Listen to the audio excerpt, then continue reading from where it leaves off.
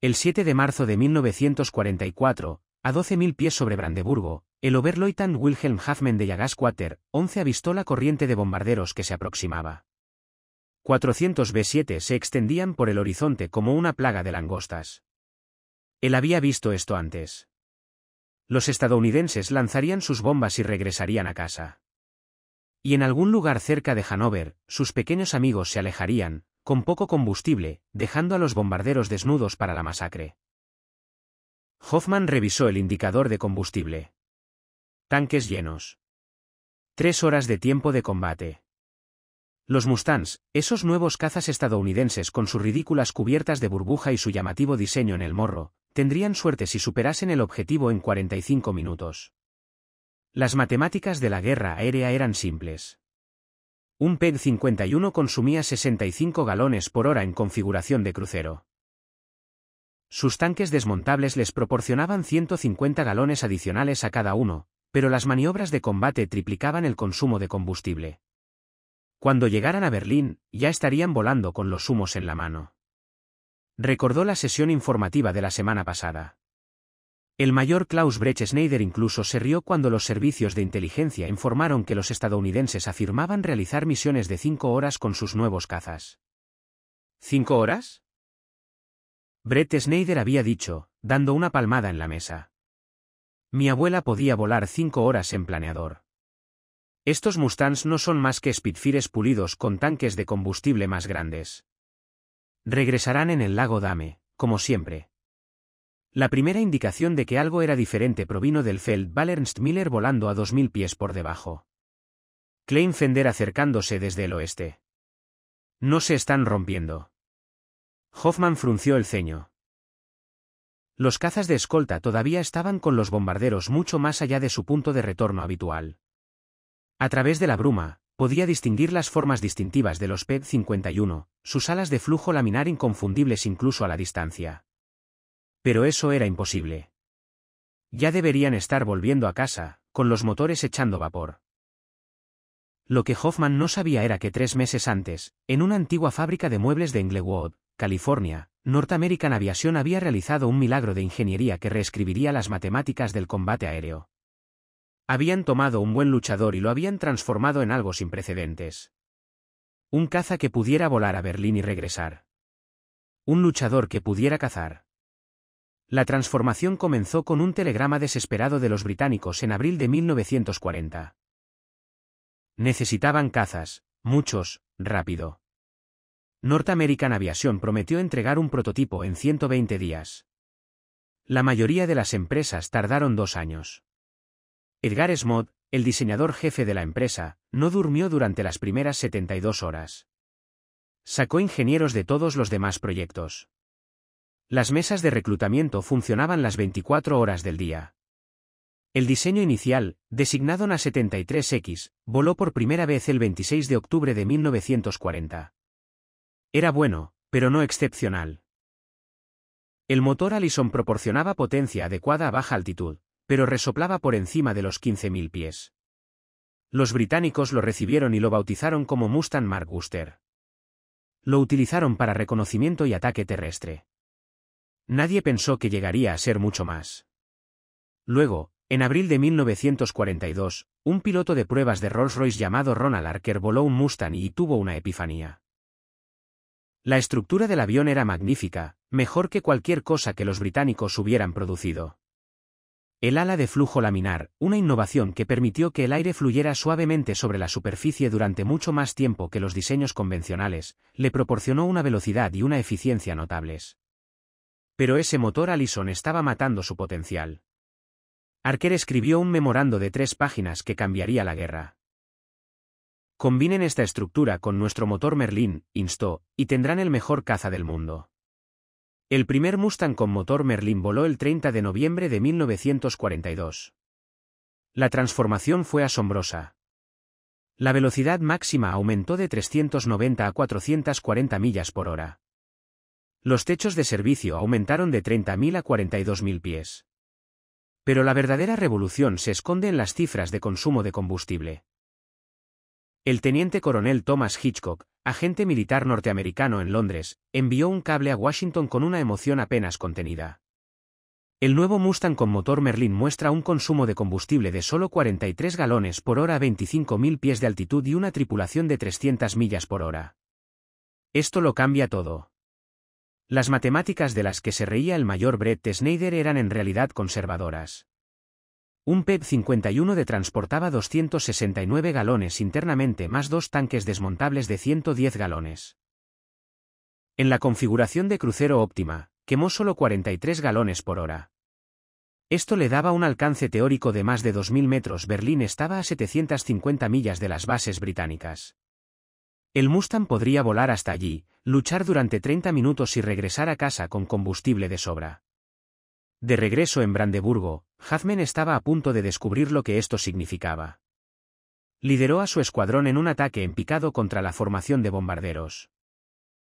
La táctica estándar que había funcionado durante 3 años. Golpea fuerte, golpea rápido y luego aléjate antes de que los escoltas puedan reaccionar. Pero mientras se alineaba con un B-17 que se alejaba, la voz de su compañero crepitó en la radio. Mustangs, nos están siguiendo. Esto era nuevo. Las escoltas estadounidenses generalmente permanecían en lo alto, protegiendo el flujo de bombarderos. No podían permitirse el lujo de desperdiciar combustible persiguiendo cazas alemanes individuales. Pero estos Mustangs eran diferentes. Tenían combustible para quemar. El capitán Donald Yentile del cuarto grupo de cazas había estado esperando este momento. Su P-51B, apodado Shangri-La, transportaba combustible suficiente para 5 horas y media de vuelo. Había despegado de Devon a las 8 de la mañana y 30, se había unido a los bombarderos sobre la costa holandesa y todavía le quedaban 4 horas de combustible. Cuando vio los 109 lanzándose sobre los bombarderos, no lo dudó. Líder a caballo, este es el caballo 1. Bandidos 2 bajando. Las matemáticas de la gestión de la energía en el combate aéreo eran implacables. Cada pie de altitud representaba energía potencial. Cada milla por hora de velocidad era energía cinética.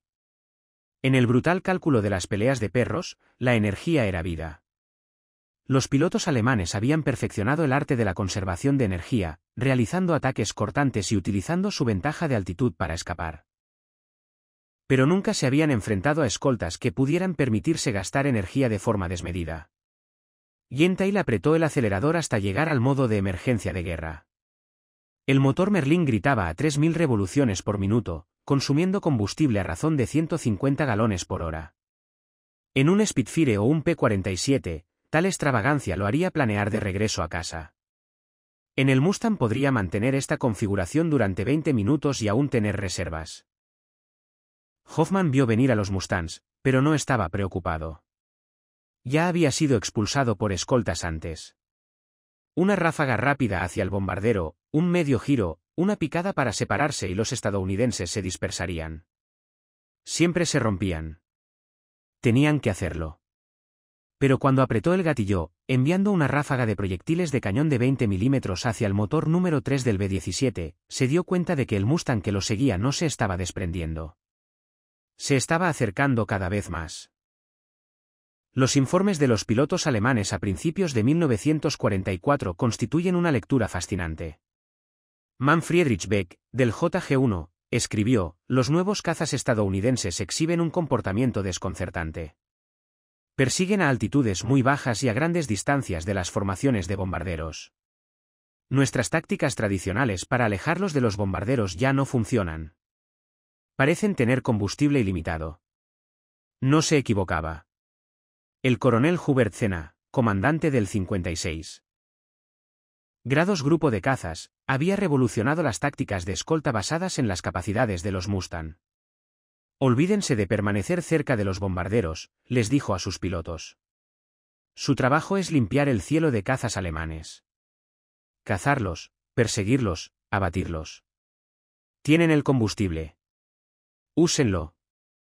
Este cambio de tácticas de escolta defensivas a ofensivas destrozó la doctrina alemana de interceptores. Durante 3 años, habían dependido de las limitaciones de combustible de las escoltas aliadas para crear ventanas de oportunidad. Se mantenían fuera del alcance de escolta, Esperaban a que los pequeños amigos regresaran y luego se abalanzaban sobre los bombarderos desprotegidos. El Mustang cerró esa ventana y la selló. El mayor Gunther Specht, al mando del JG-11, dejó constancia de su frustración. En un informe de marzo de 1944 al mando de cazas. Los nuevos cazas estadounidenses de largo alcance aparecen sobre nuestros aeródromos mientras aterrizamos. Nos siguen hasta la copa de los árboles. Sobrevuelan nuestras bases esperando a que despeguemos. Nos persiguen en nuestro propio espacio aéreo. Las cifras lo demuestran con brutal claridad. En enero de 1944, antes de que el Mustang alcanzara la superioridad numérica, la octava Fuerza Aérea perdió 377 bombarderos pesados. Para mayo, con los Mustangs volando el 60% de las misiones de escolta, las pérdidas se redujeron a 148. Las pérdidas de cazas alemanes mostraron la relación inversa. En enero, la Luftwaffe perdió 307 cazas. Para mayo, esa cifra había ascendido a 432. Pero la verdadera revolución no residía solo en las cifras. Estaba en la psicología del combate aéreo.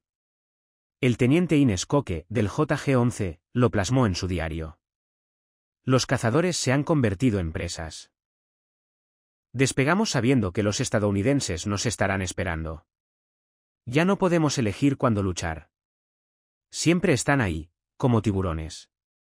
Sobrevolando un barco que se hundía. El alcance del Mustang permitía tácticas que habrían sido suicidas en cualquier otro caza. El trabajo independiente se convirtió en la consigna. Tras escoltar a los bombarderos hasta el objetivo, los pilotos del Mustang descendían a cubierta y ametrallaban objetivos de oportunidad. Aeródromos, patios ferroviarios, convoys de vehículos, cualquier cosa que se moviera. Llegaban a la base con imágenes de las cámaras de las ametralladoras de locomotoras explotando y del MS Smith ardiendo en tierra. El sargento técnico Charles Bailey, jefe de tripulación del 357º Grupo de Cazas, recordaba el cambio de actitud de los pilotos. A principios del 44, regresaban hablando de cuántos bombarderos habían salvado. Para el verano, competían para ver quién podía derribar más trenes. Un piloto, el capitán Fletcher Adams, regresó con ramas de árboles en su toma de aire. Había estado volando tan bajo. Los alemanes intentaron adaptarse. Experimentaron con tanques de combustible más grandes para sus propios cazas, pero la ventaja fundamental de eficiencia del Mustang no tenía rival. El Messerschmitt Bf-109G consumía 70 galones por hora en velocidad de crucero. Un Focke-Wulf 190 consumía aún más. Incluso con tanques de combustible desprendibles, no podían igualar el alcance de los estadounidenses. Desesperados, los Luftwaffe desarrollaron nuevas tácticas. Los ataques frontales de la compañía enmascaraban de 40 a 60 cazas en una sola pasada devastadora a través de la formación de bombarderos. Pero esto requería tiempo de ensamblaje, y los Mustangs errantes los desintegraban antes de que pudieran formarse. Las matemáticas del desgaste eran inexorables. Cada piloto alemán perdido representaba años de entrenamiento irreemplazables. Cada piloto estadounidense perdido era reemplazado por 2 más. Producto de un sistema de entrenamiento que producía 3.000 nuevos pilotos al mes. El general Adolf Galland, comandante de las fuerzas de caza alemanas, previó el futuro. En un interrogatorio posterior a la guerra, declaró: "El Mustang fue el arma decisiva, no porque fuera superior a nuestros cazas en combate, aunque era muy bueno, sino porque podía estar en todas partes. Ya no podíamos encontrar seguridad en ningún lugar. Incluso nuestras bases de entrenamiento en Checoslovaquia estaban bajo ataque". Las cifras de producción añadieron otra dimensión a la pesadilla de Alemania. La planta de North American Aviation en Englewood producía 20 Mustangs al día a mediados de 1944. La planta de Dallas añadió otros 15. La producción mensual alcanzó un máximo de 630 Mustangs en diciembre de 1944. Durante toda la guerra, Alemania produjo aproximadamente 33.000 cazas monomotor de todo tipo. North American construyó 15.586 Mustangs, y la producción se aceleró incluso mientras las fábricas alemanas eran destruidas. La coronel Johanna Steinhoff, al mando del JG-77, escribió un memorando desesperado en septiembre de 1944. La superioridad numérica del enemigo es aplastante, Pero peor aún es su libertad operativa.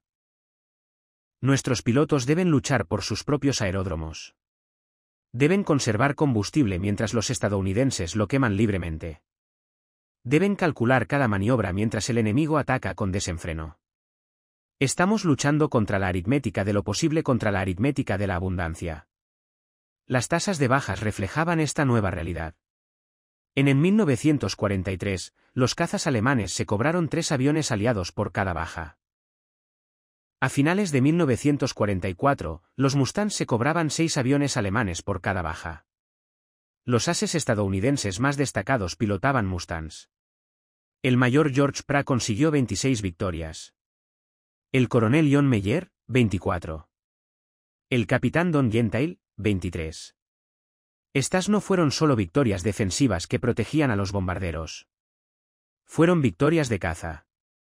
Cazas alemanes atrapados despegando, aterrizando o intentando regresar a la base. El impacto del Mustang se extendió más allá del combate de cazas. La operación Jackpot, lanzada en mayo de 1944, se centró específicamente en bases de entrenamiento alemanas. Los Mustangs realizaban misiones de 1120 kilómetros para atrapar a los pilotos en vuelo. El 29 de mayo, Mustangs del 78º Grupo de Cazas realizaron un vuelo de entrenamiento completo sobre Ley Peak. 12 Messerschmitt 109 pilotados por pilotos en vuelo fueron derribados en 4 minutos. Los instructores que volaban junto a sus alumnos no pudieron intervenir. Oberfeldwebel Siegfried Bethke, instructor de vuelo del Jagdflieger 103, sobrevivió a uno de esos encuentros. Estábamos practicando vuelo en formación, solo maniobras básicas. De repente, había Mustangs por todas partes. Mis alumnos tenían quizás 20 horas en cazas. Los estadounidenses tenían cientos. No era combate. Era una ejecución. Para diciembre de 1944, Alemania prácticamente había perdido la superioridad aérea diurna sobre su propio territorio. La ofensiva de Ardennes, la última apuesta de Hitler en Occidente, se lanzó el 16 de diciembre con órdenes explícitas de atacar solo con mal tiempo.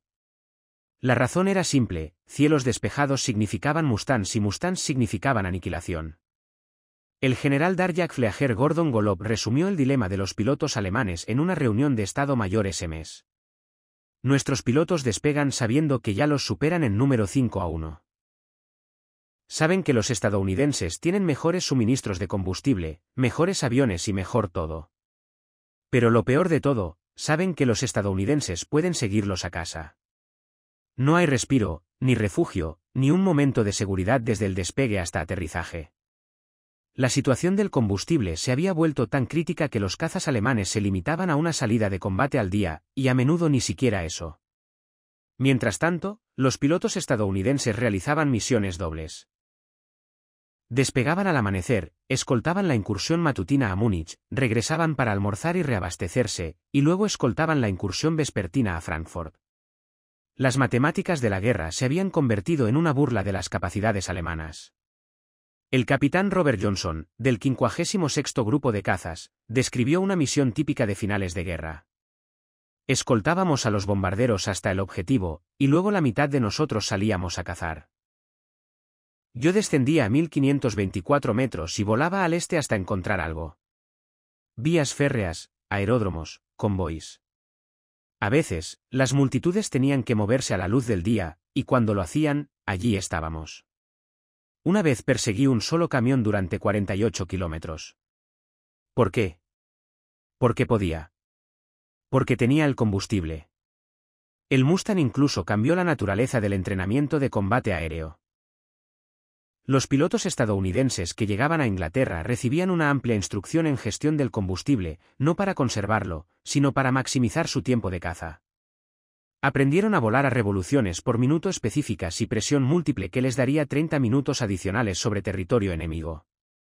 A los pilotos alemanes, por el contrario, se les enseñaba a minimizar el tiempo de combate y a conservar hasta la última gota de combustible para el vuelo de regreso. El impacto psicológico en los pilotos alemanes fue devastador. Lieutenant Oscar Busch, del JG-3, escribió a su esposa en febrero de 1945: los estadounidenses dominan el cielo. Despegamos en la oscuridad y aterrizamos en la oscuridad.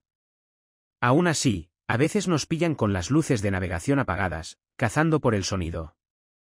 La semana pasada, Weber fue derribado durante el patrón de aterrizaje, con el tren de aterrizaje bajado y los flaps extendidos. El americano lo siguió durante toda la aproximación y lo mató a 500 metros de la pista. En marzo de 1945, la Luftwaffe estaba operando bajo una doctrina de ramajer, o ataques de embestida. Los pilotos voluntarios intentarían embestir a los bombarderos estadounidenses, saltando en paracaídas en el último segundo si era posible. Fue una táctica de absoluta desesperación, nacida de la imposibilidad matemática de la interceptación convencional. Incluso estos ataques suicidas a menudo eran frustrados por los Mustangs, que derribaban a los cazas que embestían antes de que pudieran alcanzar a los bombarderos. Las estadísticas finales son asombrosas. Los Mustangs realizaron 213.873 misiones sobre Europa. Lanzaron 500.000 galones de napalm, dispararon más de 4 millones de rondas de municiones y obtuvieron 4.950 victorias aéreas. Perdieron 2.520 aviones por todas las causas.